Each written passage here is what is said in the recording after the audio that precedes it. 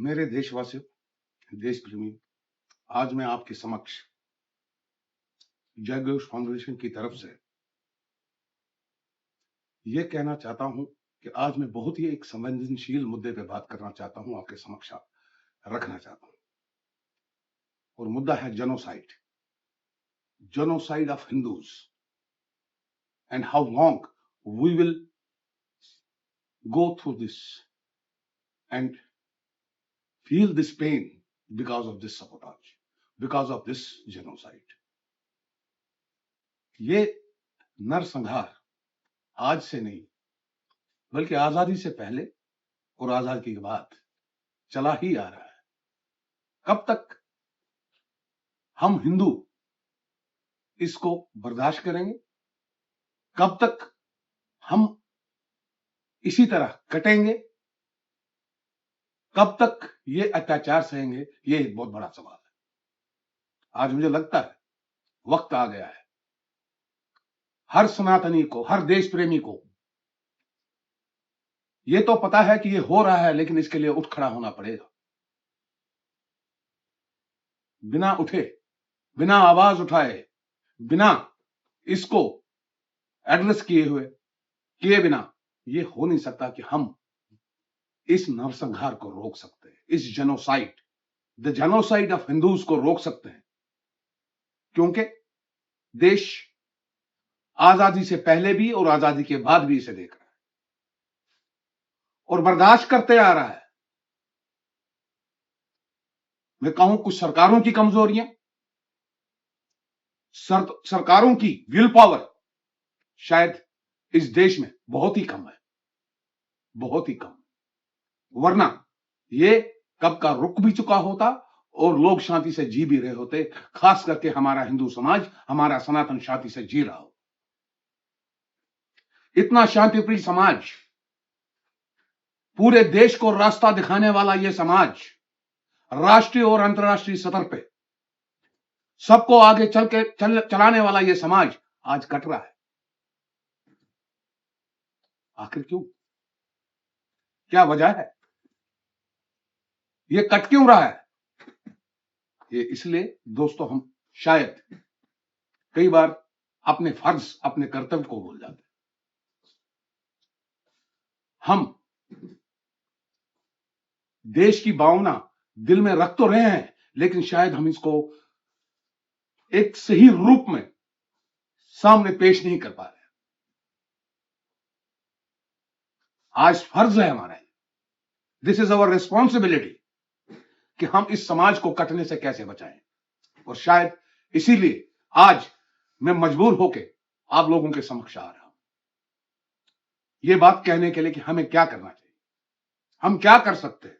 एक सभ्य समाज जो इंसानियत में विश्वास रखता है, जो हैवानियत को कभी भी बढ़ावा नहीं देता है, उस समाज को काटा जा रहा है।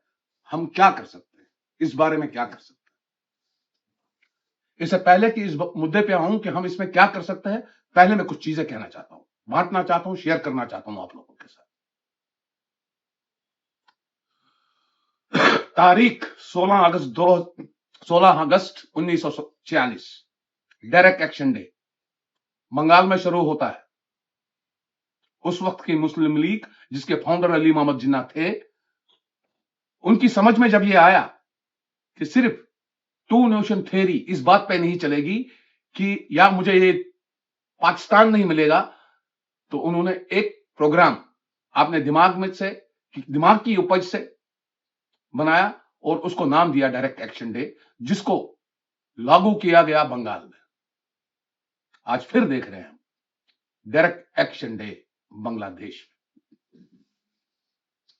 यह आज की बात नहीं है, यह पिछले 5 अगस्त 2024 जब तख्ता पलट हुआ था, शेख हसीना जी जो प्राइम मिनिस्टर थी बांग्लादेश की, तब से शुरू हुआ और अभी तक चलता आ रहा है। दीपू चंद्र दास लिंचिंग आप सब लोगों ने देखा है, कैसे इस हिंदू बाई को पीटा गया, अधमरा किया गया और बोला गया कि इसको हमें मारना है और उसको जिंदा जला दिया। जिंदा, अधमरा मतलब जिंदा। पीड़ा, कष्ट की एक इंतहा होती है। एक जिंदा आदमी को अगर जलाया जाए तो उसकी पीड़ा, वो उस वक्त क्या बर्दाश्त कर रहा होगा, जब हम आज भी सोचते हैं तो आज भी हमारे आंखों में से आंसू बहते हैं। और ये पीड़ा खाली बांग्लादेश में नहीं हुई है अभी, ये पीड़ा कश्मीरी हिंदू समाज में कश्मीर में सही है। ये पीड़ा हमारे वो कश्मीरी हिंदू जो मार्टियर हुए कश्मीर में एक नेशनल कॉज के लिए, क्योंकि उन्होंने अपनी भारत माता का साथ देना चाहा, वो कन्वर्ट नहीं हुए, वो मजबूर नहीं हुए, लेकिन उनको शहीद कर दिया गया। आज भी इसका दुख पूरे हिंदुस्तान में एक घाव की तरह पनप रहा है। ये घाव भरा नहीं है। आज भी वो यादें आती हैं जब नीलकंठ गंजू, गिरजा तिक्कू, श्री प्रेमनाथ भट्ट जी, टीकालाल टिपलू जी मार्टियर किए गए। ये तो कुछ नाम है, लेकिन हजारों में है। पूरी लिस्ट पड़ी है, मैं एक एक नाम गिना सकता हूं, लेकिन दोस्तों हमें सोचना होगा। गिरजा तिक्कू, जिसको एक आरी की मशीन, लकड़ी चीरने वाली की मशीन पे लाया गया और बीच में से दो हिस्सों से काटा गया और एक साइड इस साइड फेंक दिया गया, एक साइड इससे फेंक दिया। अंदाजा कीजिए, महसूस कीजिए उस पीड़ा को। उस वक्त वो बेचारी कितनी पीड़ा में रही होगी। दोस्तों, मेरा मानना है, मेरा कहना है और मेरा आपसे ये प्रार्थना है कि चुप मत बैठिए, अपनी आवाज को बुलंद कीजिए। जिस बांग्लादेश में अत्याचार हो रहे थे शेख मुजीबुर रहमान के जमाने में, जहां बलात्कार हो रहे थे बांग्लादेशी लोगों के साथ और ये पाकिस्तान कर रहा था, तब भी हिंदुस्तान, भारत उनके साथ खड़ा था। और आज भी अगर वो इस आजादी को मजे ले रहे हैं तो इसकी वजह है भारत, क्योंकि हमने उस दर्द को समझा है। बिना रिलीजन, वो मुसलमान थे, हमने ये नहीं कहा हम हिंदू हैं हम आपका कुछ नहीं करेंगे, लेकिन भारत ने साथ दिया है। ये हमारी भारत की संस्कृति है। लेकिन आज क्या हो रहा है बांग्लादेश में? सनातनियों को मारा जा रहा है, हिंदुओं को मारा जा रहा है। वो इस्कॉन जिसने इनको उस वक्त भी खाना खिलाया है जब बांग्लादेश आजादी के लिए लड़ रहा था, जिसने उस वक्त भी उन बेटी और बहनों को बचाया है बलात्कार से, आज उसी हिंदू समाज के खिलाफ इस तरह के निंदनीय हरकतें हो रही। यह बहुत ही शर्म की बात है। मैं इसे वाकई में अपने दिल से कहता हूं कि ये हैवानियत की इंतहा है, हैवानियत की इंतहा है ये।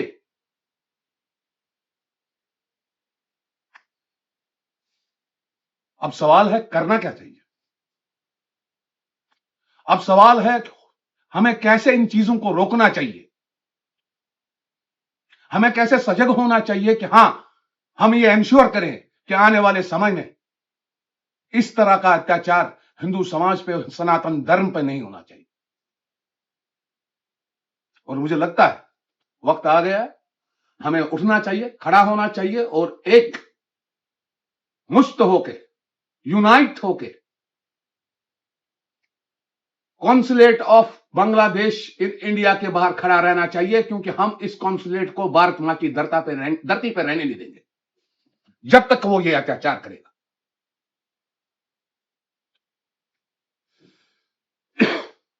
मैं वार्न करना चाहता हूं मोहम्मद यूनुस, जो अपने आप को कहता है कि मैं प्रधानमंत्री हूं बांग्लादेश का, बताना चाहता हूं, it is a warning to him. Warning यह है कि अगर वो ये नहीं सुधरा, यहां पे नहीं सुधरा, तो हिंदुस्तान के सपूत और वीर, इतिहास गवाह है, तुम्हें नहीं छोड़ेंगे। जिनके हाथ में तुम कठपुतली बन के नाच रहे हो और काम कर रहे हो सनातन के खिलाफ, भारत धरती माता की धरती पे सपूत आपको छोड़ेंगे नहीं, वीर आपको छोड़ेंगे नहीं। सुधर जाइए। हम चाहते थे और हमेशा हमारी सरकारों ने भी आपके साथ रिश्ते अच्छे रखे, और यह मत सोचे कि आप यूनाइटेड स्टेट्स की शय में आके कुछ कर पाएंगे, कुछ नहीं कर पाएंगे। समझना होगा दोस्तों, हो क्या रहा है, what is this conspiracy. Sheikh Hasina की सरकार में यूएस कहता है मैंने एक डिफेंस बेस बनाना है, जिसको इनकार कर दिया शेख हसीना ने। उसके बाद एक मीटिंग होती है यूनाइटेड स्टेट्स में, और आज का यह प्रधानमंत्री जो अपने आप को प्रधानमंत्री या बांग्लादेश कहता है, वो और पाकिस्तान को एक कॉम्प्रोमाइज कराया जाता है। शेख हसीना की गवर्नमेंट को हटा दो, यूनाइटेड स्टेट्स आपको सपोर्ट करेगा, और सिर्फ डिफेंस बेस बनाने के लिए बांग्लादेश। करना क्या है, प्रोग्राम क्या है, हिंदुओं को पकड़ो, मारो, लूटो, रेप करो बांग्लादेश में, इनको निकालो, क्योंकि हमने एक डिफेंस का बेस खड़ा करना है वहां पे। वो तब तक खड़ा नहीं हो सकता जब तक वहां से हिंदुओं को मार के काट के खत्म नहीं किया जाएगा, नस्ल को खत्म नहीं, हिंदुओं की नस्ल को खत्म नहीं किया जाएगा। This is the reason. मैं आज आप सब लोगों को याद दिलाना चाहता हूं हिंदुस्तान और भारतवर्ष के शौर्य को। पहलगाम हुआ था ना, पहलगाम अटैक हुआ था ना, जब भारत ने यह तय किया कि इसका जवाब दिया जाएगा, तो पाकिस्तान 4 दिन के अंदर अंदर घुटनों में आ गया और गुहार लगाने लगा, Donald Trump the president of US, we want a ceasefire. वक्त आ गया। हम कहते हैं बांग्लादेश हमारा कुछ नहीं करेगा, लेकिन ये बहुत कुछ कर रहा है। एक बड़ी कॉन्स्पिरेसी चल रही है, हम सब जानते हैं। और आज मैं आप सब लोगों से प्रार्थना करता हूं कि हम अपने आदरणीय, अपने यशस्वी प्रधानमंत्री आदरणीय श्री नरेंद्र मोदी जी का हाथ मजबूत करना चाहते हैं। हम कहते हैं बांग्लादेश क्या है, कुछ नहीं कर सकेगा, है छोटा सा तो है, लेकिन आज की तारीख में वो बात नहीं है दोस्तों। जिस हिसाब से ये कॉन्स्पिरेसी चल रही है, उस हिसाब से ये छोटी बात नहीं है। संकल्प लीजिए कि आने वाले समय में जिस तरह बांग्लादेश में हिंदुओं को मारा जा रहा है, काटा जा रहा है, उसके खिलाफ एक एक बांग्लादेशी, एक एक रोहिंग्या को यहां से भगा के छोड़ेंगे। और ये खाली सरकार नहीं करेगी, इस देश की जनता, सनातनी लोग ये करेंगे, और करना पड़ेगा। आज नेपाल से आवाज उठ रही है हिंदुओं की, बांग्लादेश में क्या हुआ, यह गलत हुआ। आज त्रिपुरा से आवाज उठ रही है हिंदुओं की, बांग्लादेश में क्या हुआ, यह गलत हुआ। लेकिन आज मैं सोच रहा हूं कि भारत की आवाज इतनी कम क्यों है। हम मुखर होके क्यों नहीं आते हैं कि यह गलत है। और ये हम तभी कर सकते हैं जब हम ये अपने मन में ठान ले कि यहां पे कॉन्सुलेट ऑफ बांग्लादेश भारत माता की धरती पे नहीं रहेगा, और तब तक नहीं रहेगा जब तक वो सुधरेगा नहीं। आज कितनी दुखद बात है, जिस इस्कॉन ने इनके भूखे पेटों को भरा है, निवाला दिया है, अनाज दिया है, उन्हीं के लोगों को मार रहे हैं। कितनी दुखद बात है। जो ये शहीद हुआ है लड़का अभी कुछ दिन पहले, दीपू चंद्रा दास, इसने एक एप्लीकेशन फाइल की थी इंडियन एम्बेसी इन बांग्लादेश में कि मेरी जिंदगी को, मेरी लाइफ को एक थ्रेट है, मैं वीजा चाहता हूं और भारत जाना चाहता हूं। और वेंडलाइज किया गया इंडियन एम्बेसी को बांग्लादेश में, ताकि वीजा ना मिले। आदरणीय प्रधानमंत्री जी, आदरणीय गृह मंत्री जी, हम सब लोग, हम सब भारतवासी आपसे एक प्रार्थना करना चाहते हैं कि आप एक डेटा शेयर कीजिए। 5 अगस्त 2024 के बाद कितने हिंदुओं ने बांग्लादेश में कॉन्सुलेट ऑफ इंडिया पे एप्लीकेशन फाइल की है वीजा के लिए, और कितने हिंदू वहां से लाए गए हैं यहां पे। इसके बारे में क्या हुआ है, this should be in the public domain. कब तक ऐसे कटेंगे। कभी कश्मीर पे उल्टे सीधे बयान आते हैं। वो कश्मीर जो इंटीग्रल पार्ट ऑफ इंडिया है, उस पे ये लोग बयान कैसे दे पाते हैं? जब डायरेक्ट एक्शन डे चला था, वो इसी मकसद से चला था कि भारत को खंड किया जाए। लेकिन आज का भारत ये होने नहीं देगा। बांग्लादेश भी हमारा था, पीओके भी हमारा है। मोदी जी, आप प्रण लीजिए, हमें लेके वापस आना, हम देखेंगे। भारत की जनता डिसाइड करेगी, इंसाफ करेगी इन लोगों के साथ। खोल दीजिए लोगों के हाथ। आदरणीय प्रधानमंत्री जी, इसके साथ साथ एक चीज और करना पड़ेगा, जो मैं समझता हूं। हमें इस सेक्युलरिज्म की चेन में जो बांधा गया है, इस चेन को काट दीजिए। अब ये सेक्युलरिज्म एक तरफा है।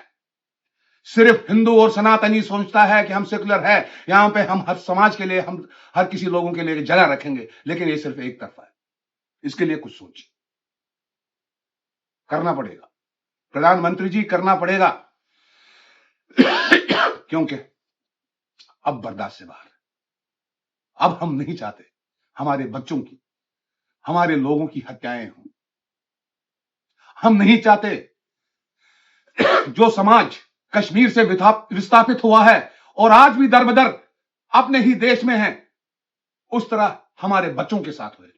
This is a question of our future for our children.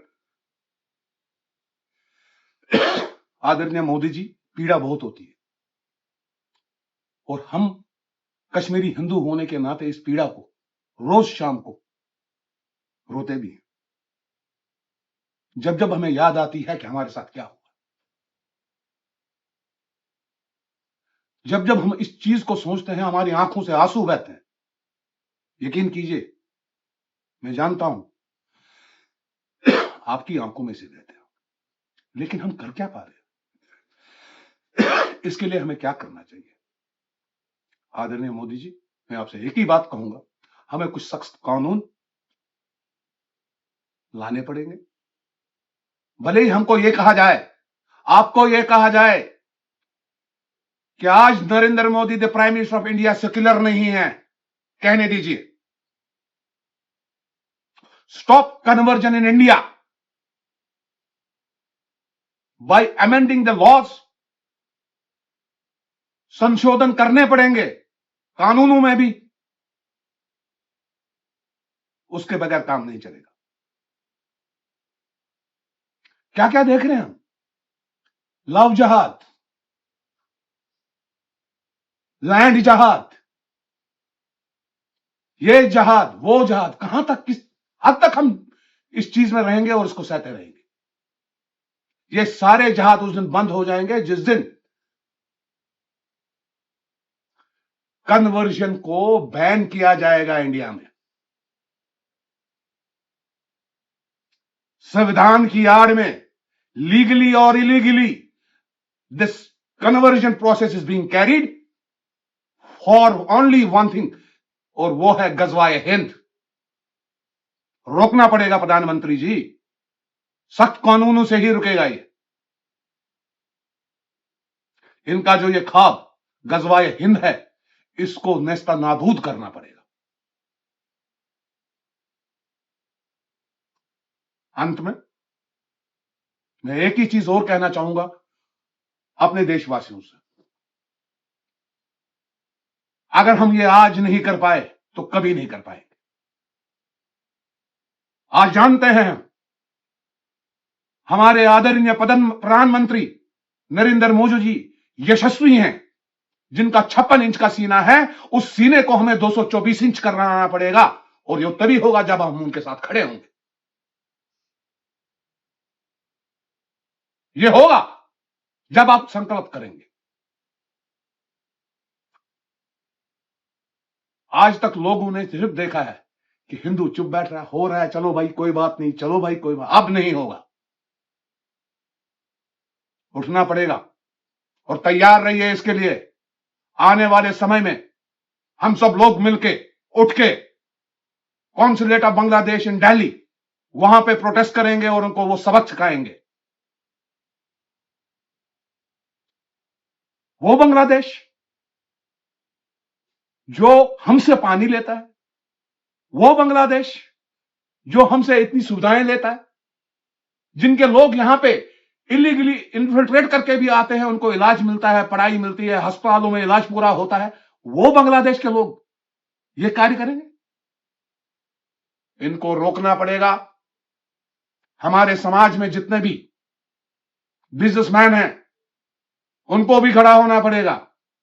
जो अस्पताल चला रहे हैं, आज के बाद अगर हमने यह प्रण कर लिया, किसी भी बीमार बांग्लादेशी का इलाज नहीं, तब तक नहीं करेंगे जब तक ये अपने ये गलत कार्य को रोकेंगे नहीं। देखिए बदलाव आएगा, निश्चिंत आएगा। दोस्तों, आपसे हाथ जोड़ के प्रार्थना करता हूं, अपने आप को तैयार कीजिए। आने वाले कुछ समय में हम सब लोग मिलके उठ के दिल्ली में बांग्लादेश के कंसुलेट के बाहर प्रदर्शन करेंगे। Be ready. जय हिंद, जय भारत।